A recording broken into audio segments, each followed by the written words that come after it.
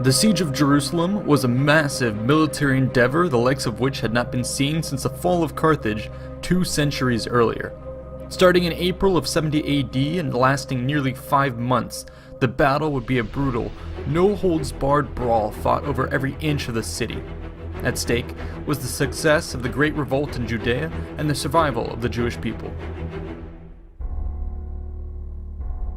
Roman involvement in Judea first began in 63 BC when Pompey the Great was drawn into a Jewish civil war, and eventually seized Jerusalem. However, the region saw much turbulence during the final years of the Republic and was taken over by the Parthians, before legions returned to install the puppet king Herod.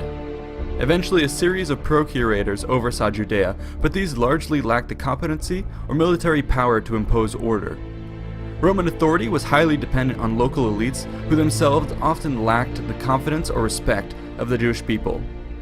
On top of this, the population of Judea was divided across lines of class, ethnic, and religious divisions. As a result, the region was highly unstable. Revolutions seemed perpetually around the corner. In May of 66 AD, rioting amongst the people was met by the heavy-handed overreaction of the Roman procurator Florus, who only further incensed the situation by plundering southwest Jerusalem and killing 3,600 people. As the situation escalated, reinforcements soon arrived from Caesarea, only to be driven out by a rebellion that now spread to the entire region. Jerusalem was taken by Jewish rebels, while Roman strongholds were eliminated in Judea and Perea. Roman efforts to combat the uprising were led by Vespasian and his son Titus, under orders from the Emperor Nero. The campaign season of 67 AD saw Vespasian advance south from Antioch and focus his efforts on subduing Galilee. Field battles were virtually unheard of, given the huge advantage the Romans held, and most of the fighting was concentrated around fortifications. This resulted in particularly brutal treatment of any populations which did not submit immediately. Rome often acted particularly strict to make a point. During the 68 AD offensive in Judea, for instance, cities downstream of the Roman army learned of their approach not by messengers, but by the arrival of bodies floating down the Jordan River. The campaign ground to a halt with the news of Nero's death. The anarchy that followed was known as the Year of Four Emperors and included a bid for power by Vespasian on July 1st, 69 AD. By the summer of 70 AD, he had come out the victor and set sail for Rome to claim his prize. Titus was left in command of the Judean campaign with instructions to put an end to the Jewish uprising. This, of course, meant the long-delayed assault on Jerusalem, home to the rebel leaders and the heart of the resistance. Titus began the Jerusalem campaign in the spring of 70 AD. His army of 4 legions was assembled in Alexandria and marched north to Caesarea along the shoreline. Supporting his force were 23 cohorts of auxiliary infantry, 8 alai of cavalry, and numerous detachments of local troops provided by the region's client rulers. Historical records seem to claim that this force numbered around 60,000 men. These estimates imply that the core legionary troops made up around 35% of the army, the auxiliary troops about 32%, and the remaining local forces about 33%. Such a high proportion of local troops does raise some doubts on the accuracy of our sources. However, we may speculate that local rulers were eager to donate men to the war effort in a political bid to secure Rome's goodwill amidst a bloody revolt. The Roman commanders themselves may also have been eager to have additional troops at their side. While the local forces were surely not as reliable as the crack legionaries, they could take on many responsibilities of the army and thus free up the elite troops to do what they did best. This would be especially important in the upcoming siege of a city as large and well fortified as Jerusalem. The Roman forces approached Jerusalem in separate marching columns due to the security and supply constraints of the Judean hill country. Titus led both the 12th and 15th legions by the most direct road, while the 5th Macedonica approached via Emmaus and the 10th Fretensis approached via Jericho. On April 23rd, the lead units of the 12th and 15th legions arrived on the hills to the north of the city. That night, the 5th Macedonica arrived, and by morning, the rest of the army entered the battlefield. Before them lay the great city with gleaming temples and stout battlements. The city of Jerusalem is surrounded on 3 sides by steep ravines. To the east lies the Kidron Valley, to the west, the Gihon Valley, and sweeping around the south is the Hinnom Valley. A series of hills surround the area, including the famed Mount of Olives to the east. Ancient Jerusalem itself was built atop several key topographic features. The city incorporated 2 spurs of land with the Tyropaean Valley in between. Atop the eastern spur stood the Temple Mount and the Antonia Fortress. The heights of the western spur were occupied by the elites who had built the upper city during the Hashmonean and Herodian periods. In the middle of these 2 areas sprawled the more ancient and crowded lower city, which held most of the population. Both the upper and lower cities were enclosed by a wall, which was anchored on the flank by the massive fortifications around the Temple Mount. Inevitably, the population outgrew its bounds, and the second city was developed north of the first wall. This exposed position was soon surrounded by a second wall, which ran from the Antonia in the east to the Genoth Gate in the west. By the 1st century AD, yet another suburb had sprung up to the north, known as the New City. Once again, expansion necessitated fortifications, and in 41 AD, Herod Agrippa commissioned the construction of the third wall. This was an ambitious project with massive stone blocks meant to enclose a large area. It seems that the scale of the defensive works raised some suspicion amongst the Romans, who forced their client king to abandon the project before its completion. Over the course of the Jewish Revolt, however, the people of Jerusalem managed to put the finishing touches on their third layer of battlements. By the time the legions arrived outside Jerusalem, the walls had been raised an additional 9 meters, and a series of square towers were built projecting outwards. The combination of tough terrain and stout walls made for a formidable 3-layered defensive network.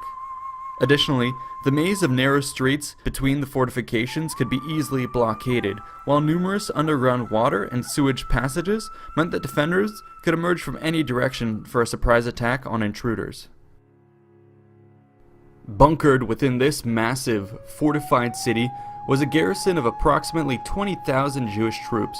However, these were not professional forces. Rather, they were a motley assortment of militiamen, refugees, and zealots. This composition is a reflection of the thoroughly fractured nature of the Jewish resistance. Since the outbreak of the revolt, an effective, centralized government had failed to take form, and the resistance suffered from a chronic failure to synergize its various factions. Jerusalem had been divided along party lines and was tearing itself apart in bloody political infighting right up until the arrival of Roman forces. The principal leaders were Simon Giores, who laid claim to the upper city, and John of Gischala, who was based out of the Temple Mount. Simon led the larger of the 2 forces, which included 10,000 men under 50 officers and 6,000 allied Idumeans under 8 commanders.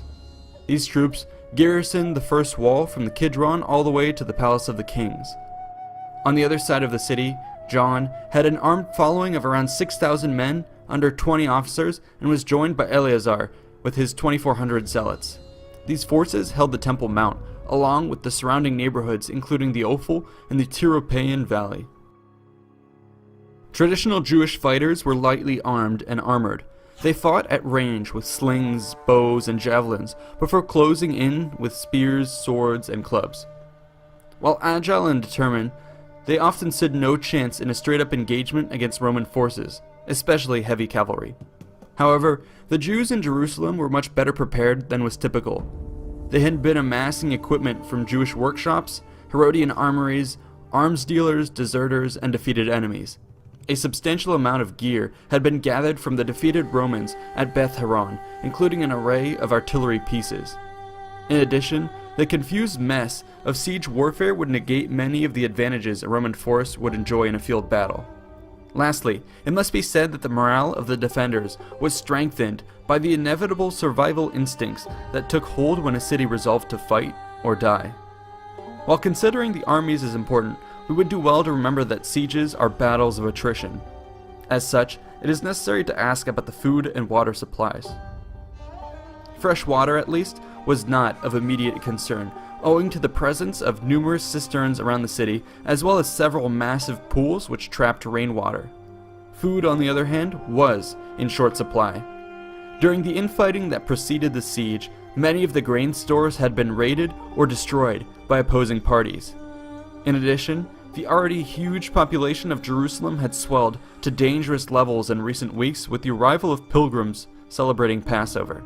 The non-combatant populace far outnumbered the armed defenders and imposed severe limitations on the length supplies could last. Once the Romans closed in on Jerusalem, the countdown began. The Roman army had undergone a long march to reach Jerusalem. Titus recognized that his men were exhausted and ordered that they construct preliminary camps out of range of the city. The 12th and 15th legions, who had arrived from the northeast, began to set up a kilometer away, atop Mount Scopus, with another camp planned for the 5th Macedonica, 550 meters further back. As the legions moved into place, Titus rode ahead to personally survey the defenses. On the morning of April 23rd, he set off with 600 horsemen, following the road that led to the main gate of the third wall. However, the terrain was uneven and cluttered with gardens, olive groves, hedges, fences, walls, and stone structures which had been knocked down by the defenders. In other words, he walked into a maze of obstacles. All of a sudden, Jewish forces burst out of the gate and swarmed the Roman column, cutting it in half. Cavalrymen in the rear bolted out into the open country they had come from. Meanwhile, Titus and his escorts were left behind. The general had neglected to wear his helmet or breastplate for the expedition, but nonetheless drew his sword and led a charge to break out. According to Josephus, he, quote, diverted those perpetually with his sword that came on his side, overturned many of those that directly met him, and made his horse ride over those that were overthrown, end quote. The encounter was a close call, but ultimately the Romans were able to cut their way through, though they lost several men and left many injured. Titus was likely shaken by the event and eager to get the siege underway. He ordered the 10th Fretensis to move even closer and began constructing entrenchments atop the Mount of Olives. However, the Jews were emboldened by their near success and decided to follow up with a massive assault. Sorties poured out of the eastern and southern gateways, their sights set on the working legionaries. Fighters streamed across the Kidron Valley and descended upon the half-built camp of the 10th Fretensis. The Romans were caught completely off guard. Jewish troops started cutting down their disorganized opponents, while more reinforcements rushed out from the city to complete the rout. Titus attacked the flank with his bodyguard, which was enough to force the mob back down the ravine. The 10th Fretensis resumed work, only to come under a second assault from Jews who had been steadily bringing in more and more men. This ferocious attack overwhelmed the Roman force on the low ground. Many of the soldiers fled for the heights, while Titus and a band of troops attempted to hold the line.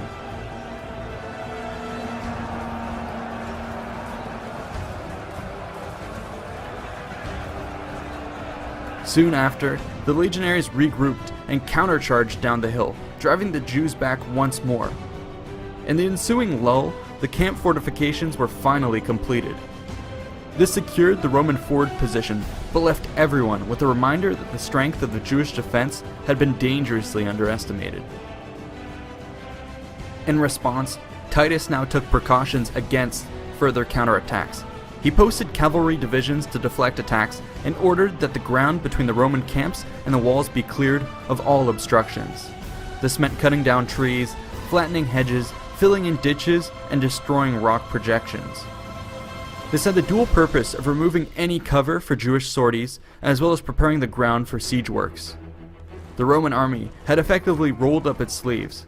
It was time to get to work.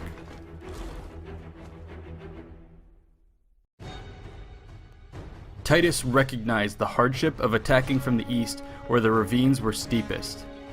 As a result, he decided to focus on the western flank of the third wall.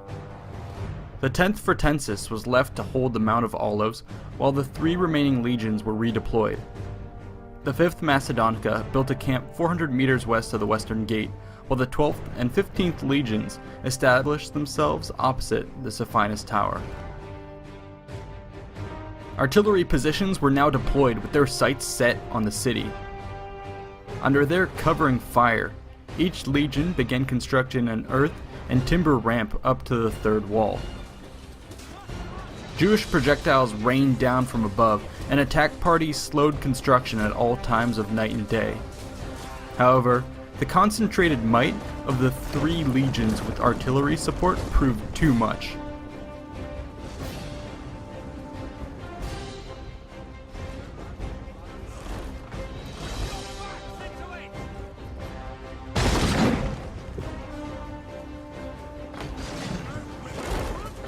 The attackers completed their ramps, and soon were slowly rolling battering rams into place. The thudding of the rams signaled progress for the Romans, but also served as a rallying cry for the defenders. Militia units from around the city swarmed into place to pelt the crews and their guards with missiles from above, while raiding parties attacked the engines on foot from postern doors.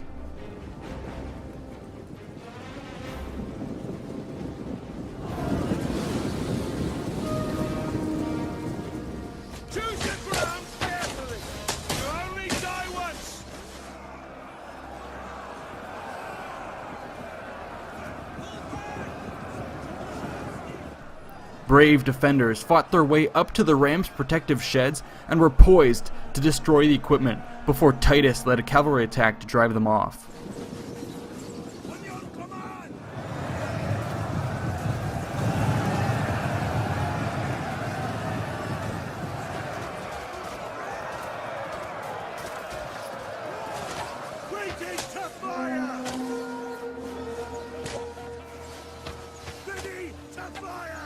Before ramming was resumed, Roman engineers built 3 siege towers, which were too heavy to be overturned, and which were also fireproofed.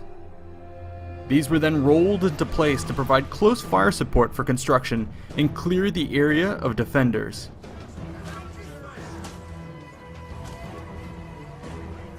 On the 15th day of the siege, the rams broke through the 3rd wall.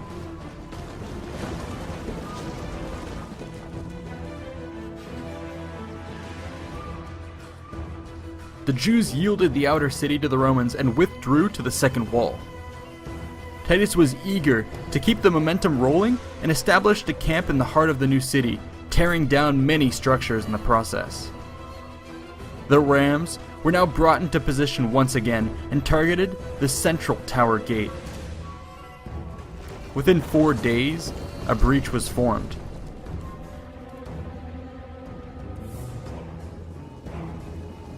The legionaries formed up and advanced through the narrow gap. However, they were met with an eerie silence. As the troops advanced cautiously through the seemingly deserted streets, they were all of a sudden attacked from all directions.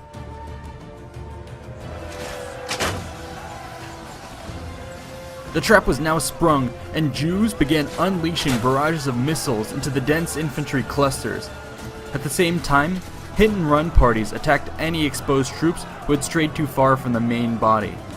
In shock, the Romans attempted to retreat back through the breach but found that it was so narrow that only a few men could get through at a time. This choke point was a prime target for the bowmen and slingers of the defenders. Roman archer units were brought up to provide covering fire and eased up enough pressure to allow for a withdrawal.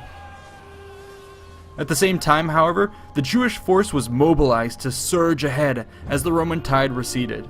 They rushed back onto the walls, unloading continual barrages onto the attackers. Meanwhile, sorties with large blocks of Jews pressed the Romans back while the breach was mended. Josephus recalls that the fighting raged all day long and into the night.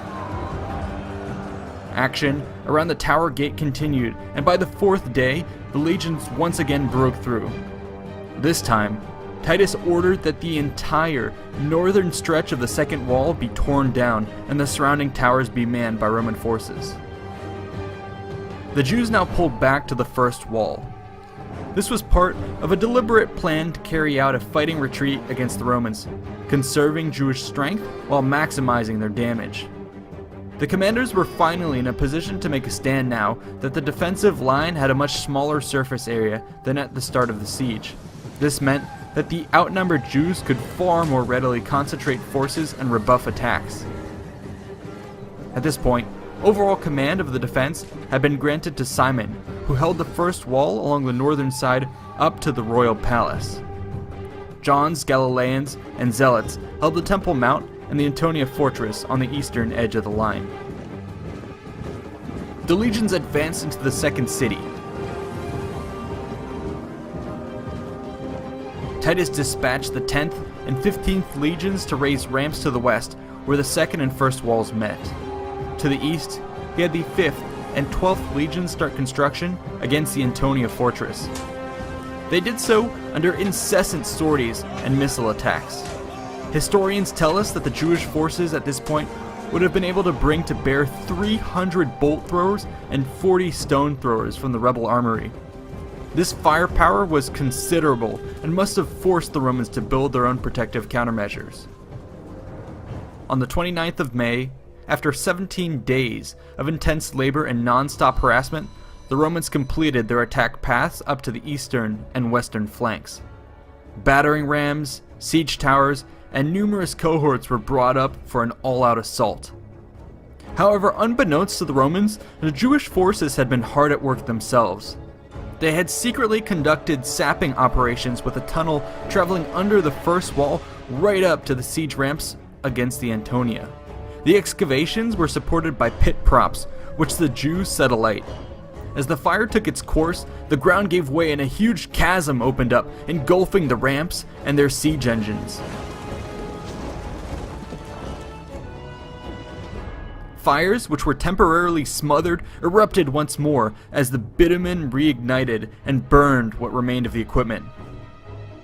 The Romans had once again fatally underestimated the defenders and were reaping the consequences. To the west, Simon sallied out at night to attack the siege works in his sector of the battlefield. The brave rebels beat back resistance and fought their way to the rams, setting their sheds alight. The fires alarmed the legionaries, who saw their hard work going up in smoke and rushed in to try and pull the rams out of harm's way. They were met by Jewish reinforcements streaming out from postern gates, and a pitched battle ensued. A deadly tug of war followed over the rams, with the rebels finally managing to complete their destruction. The demoralized Romans pulled back.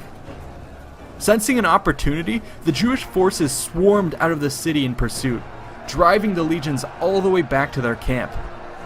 The retreat was stabilized when once again, Titus rode to the rescue with his cavalry.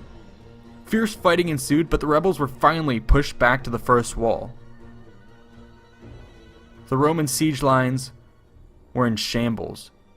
Virtually all of their rams and ramps were a smoldering ruin by morning, and the morale of the legions must have been in a similar state. It was approaching the hottest part of the year now.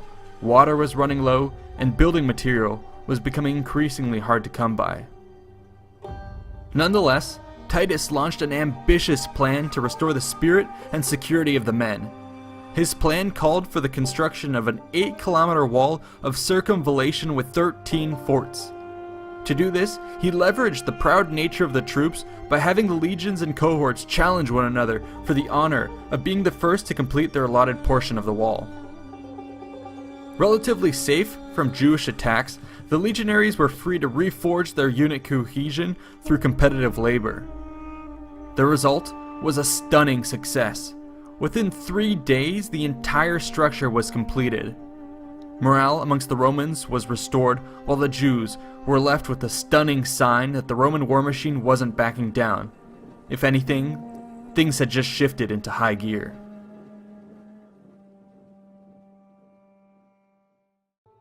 With the completion of the wall of circumvallation, the noose around Jerusalem was finally pulled tight. Previously, citizens had been able to slip out at night to collect supplies from the countryside, but now this proved impossible. Any rebels caught outside the walls were crucified as a terrifying example of Rome's wrath, while even those who defected willingly were often gutted by troops who believed their stomachs would be filled with precious items ingested for concealment. Inside, the food situation rapidly deteriorated. The defenders were reduced to eating pets and boiling hay. Disturbing reports also mentioned instances of infantile cannibalism taking place. Now in the 10th week of the siege, Titus ordered all forces to concentrate their assault on the Antonia fortress. The full-scale assault began with the mobilization of archers and artillery to suppress the walls, while 2 battering rams moved into position and men armed with crowbars took aim at the foundation blocks of the towers.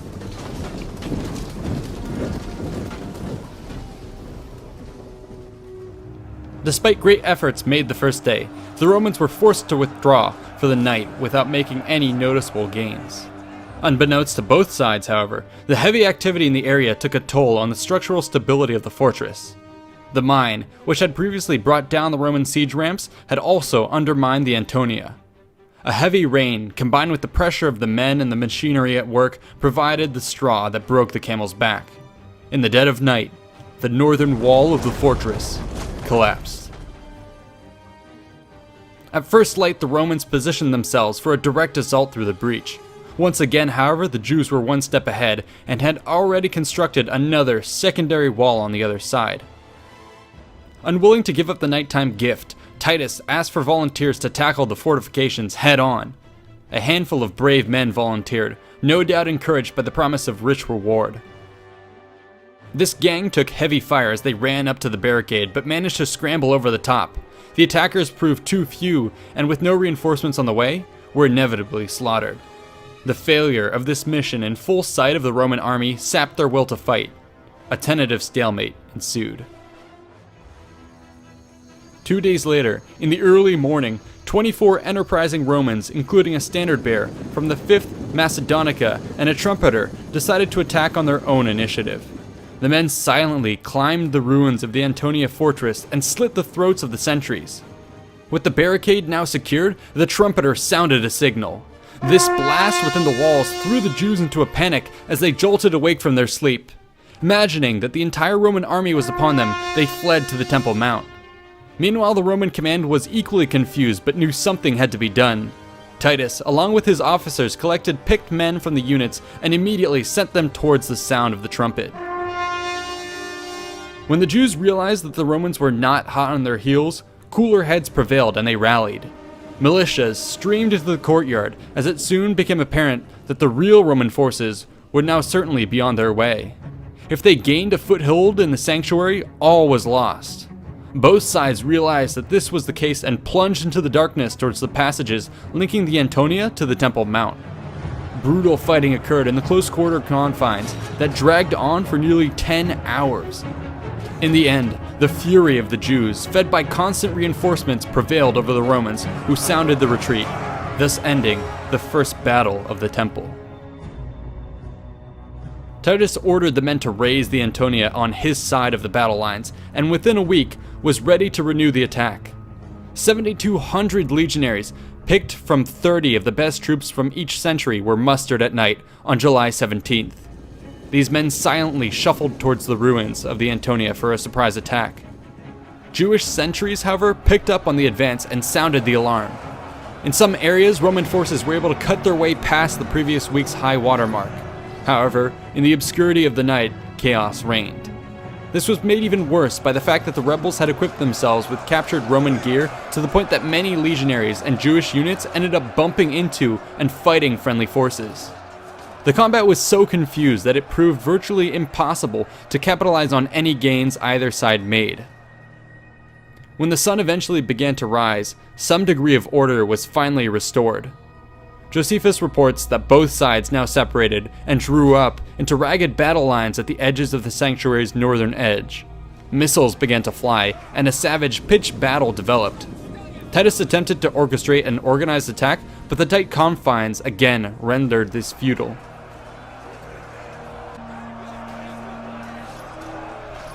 By midday, it became apparent that no gains would be made, and the second battle of the temple was called off. Clearly, it would be impossible to punch a hole through the Jewish bottleneck. Titus thus resolved to broaden the scale of the attack.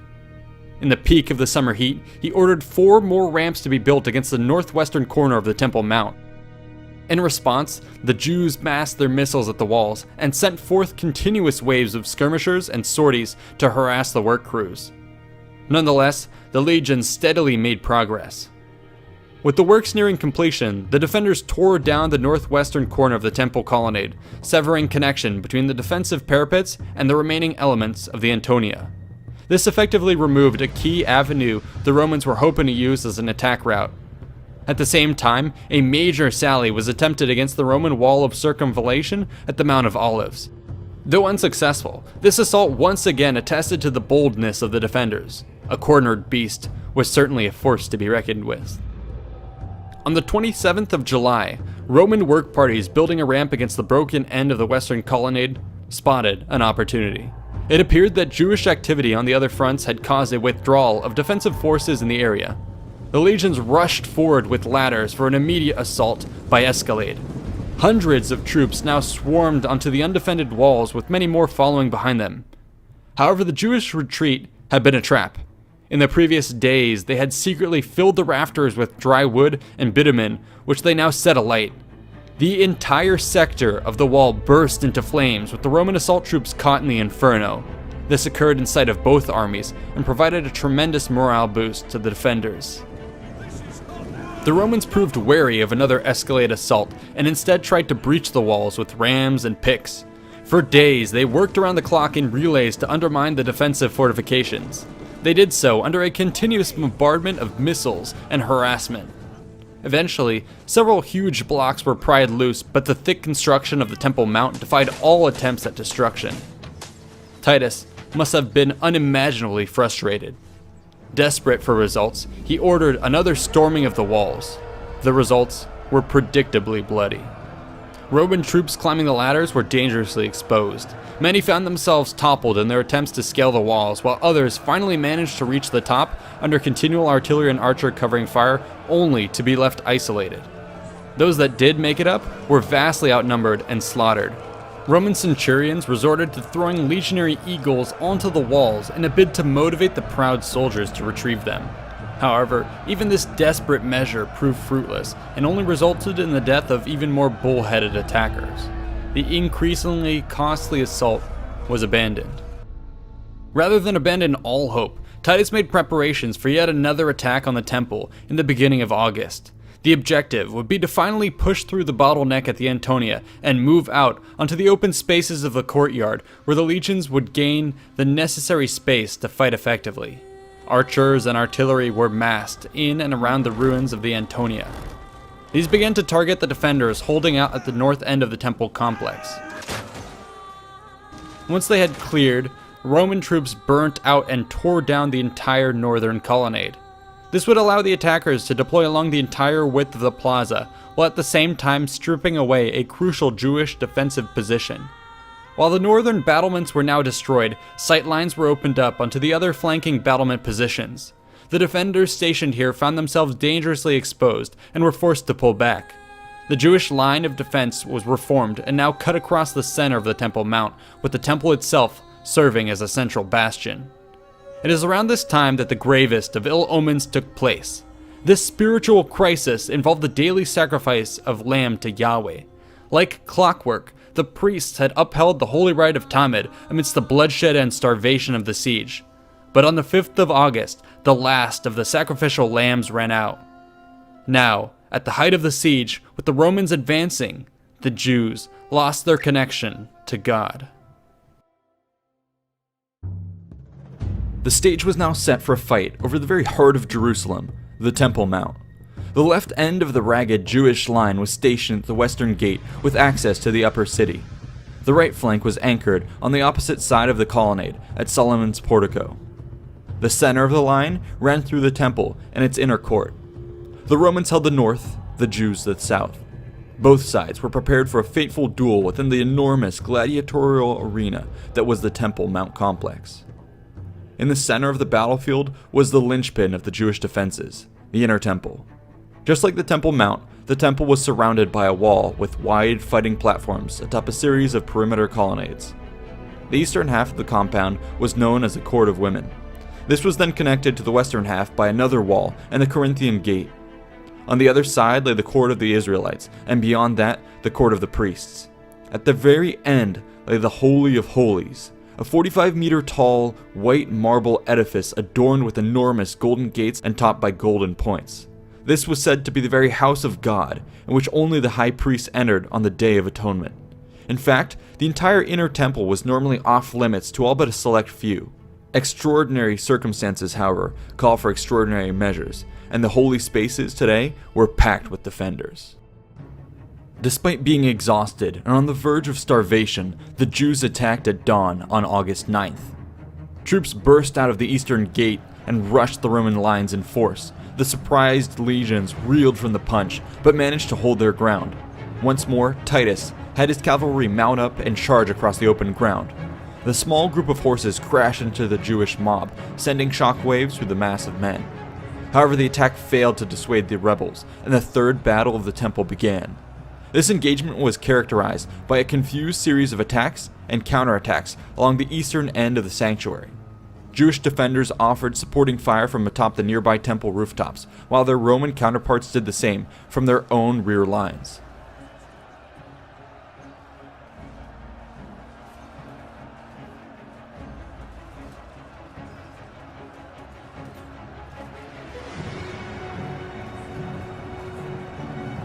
The fighting raged on for several hours before subsiding into an uneasy stalemate. The following day, August 10th, the Jews again launched an attack on the Romans holding the outer court, initiating the fourth battle of the temple.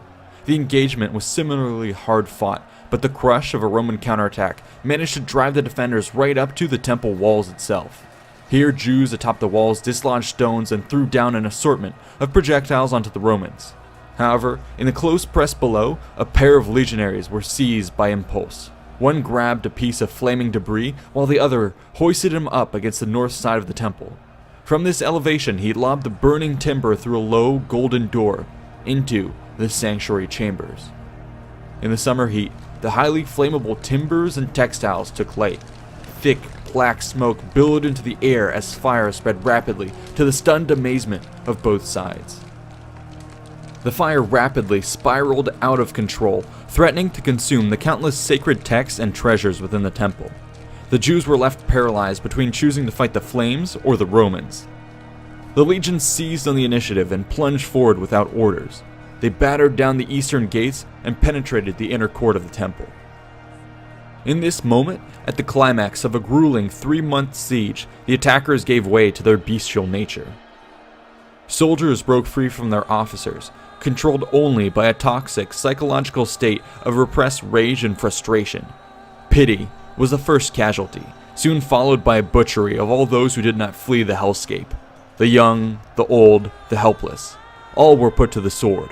This bloodlust would only be matched in intensity by greed. Roman soldiers plunged into the flaming complex, intent on making off with treasures inside. The frenzy reached a fever pitch where Roman troops were being trampled to death by their comrades. The arrival of Titus seemed to have little effect on the state of the men. This was often a natural occurrence in the final stages of a siege, when even the ablest of commanders could do nothing to restrain the wild passions of soldiers. Eventually, the delirium subsided when the temple was picked clean by both men and flames.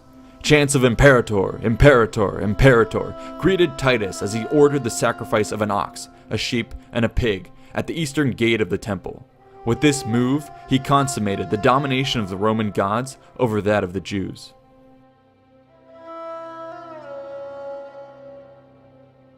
Though the Temple Mount had fallen, Jewish resistance in the rest of Jerusalem had not. Simon's militia and those who had escaped the smoldering ruins of the temple regrouped atop the entrenched positions in the upper city and Herod's palace. From here, they faced off against the legions across the Tyropæan Valley. A parley was held atop a bridge linking the two sides. The Jewish commanders, Simon and John, attempted to bargain for their free passage out of Jerusalem. Titus, however, was emboldened by his recent victory and demanded no less than an unconditional surrender. When talks broke down, the legions were unleashed on the lower city in a demonstration of force. For 2 days, they hacked their way through tight alleys and rooftops, cutting down rebels and non-combatants alike. Fires were also set to clear out any survivors from the lower districts. The flames did tremendous damage to life and property. They also engulfed vast quantities of dead bodies in various stages of decay, filling the air with a horrid stench. All that remained now was the last stronghold of Herod's palace. This fortress was dominated by strong walls and a ring of towers ranging from 25 to 40 meters tall. In addition, the buildings of the upper city blocked a clear line of approach, while numerous underground passages could allow the Jews to carry out effective sorties against incoming siege works. The Romans had faced significant trouble against similar defenses already and were not eager to try it once more. Instead, the attackers opted to mount their assault from the west, flanking from outside the walls of Jerusalem. All 4 legions now massed in the Hinnom Valley and began construction of a final set of siege ramps. Allied and auxiliary troops within Jerusalem also set to work on their own platforms against the upper city, located at the Viaduct, the Gymnasium, and Simon's Tower. Resources and manpower for the Romans were extremely sparse. This delayed construction to a degree, but the projects were inevitably completed by the end of 2.5 weeks. On September 7th, the Romans were able to bring up the remaining rams and begin battering down the walls. The Jewish forces at this point were so weakened that for the first time, they did not lead sorties out against the siege equipment. Defenders attempted to offer resistance from the top of the walls, but were easily swept aside by massed fire of Roman projectiles. Sections of the western wall began to crumble. Legionaries punched their way through the breaches against a defensive force that was quickly disintegrating. It seems that the reality of a final defeat swept in with the Roman troops and captured the battlements more quickly than any sword could. The high towers of the Hippicus, the Phasael, and the Miriam were all abandoned as survivors either gave in to the inevitable or went to ground. The Jewish leaders, along with groups of dedicated fighters, ran in all directions, desperately seeking to find a way through the Roman lines. Many were caught by Roman street patrols, while others resorted to crawling through sewers or even attempted to tunnel their way out of the city. In the end, both Simon and John were captured alive. They, along with 700 other young men, would be sent to Rome to be put on full display for the eventual triumph of Titus. All remaining males of the age of 17 and above were shackled and sentenced to death, either in the mines of Egypt or in the gladiatorial arenas around the empire. The women and children were taken to the slave markets. All told, we have no accurate figures for how many lives were extinguished or enslaved as a result of the sacking of Jerusalem. Josephus would have us believe that over 1.1 million were killed, while Tacitus offers a more plausible 600,000.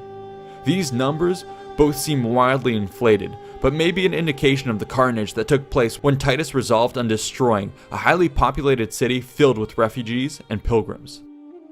We have only to look at the modern sieges like Stalingrad to imagine the horrors which befell the numerous non-combatants trapped within the walls. Back in Rome, Emperor Vespasian was busy preparing the stage for the honorable return of his son. The victory at Jerusalem warranted a triumph and would be used as a centerpiece for the legitimization of the Flavian dynasty. When the time came, Titus would parade down the streets of Rome atop a chariot at the head of a procession glorifying the conquests in the east. Soldiers and captives marched down the streets in full regalia alongside floats depicting dramatic scenes from the campaign. Vast amounts of treasure were also on display, including the great 7-branch menorah. The crowning moment of the festivities involved the flaying and ritual strangulation of Simon Gioras, who had served as the overall commander of the Jewish forces during the siege. While the revolt may have been symbolically crushed, Jewish resistance would burn on until the final Roman suppression of Masada in 73 AD. Though this would bring about the conclusion of the first Jewish revolt, there would be several more to follow, each with increasing levels of devastation. The Siege of Jerusalem stands out as one of the most brutal examples of classical-era total war since the fall of Carthage 200 years earlier. Humans did this. Hundreds of thousands of babies, cradled by mothers, grew up through millions of unique experiences only to find themselves all at Jerusalem. Each of their stories worthy of its own novel, unraveled one way or another over these 3 months and have, through the great filter of history, been reduced to a reference in this very sentence. I don't think you or I, or our species, has the capacity to truly understand this. In the end, perhaps all we can do is take the time to pause and reflect. As we do this, we can, in a way, commune with our ancestors who did the same. At Carthage, for instance, it is said that Scipio Aemilianus weepingly looked over the flames which engulfed the city, imagining that one day such flames would be seen over Rome itself. At Jerusalem, we can imagine that Titus was also seized by similar thoughts. Today, I am sure we can also bow our heads humbly and reflect upon the destruction we reap across the world, which may one day return to our own homes.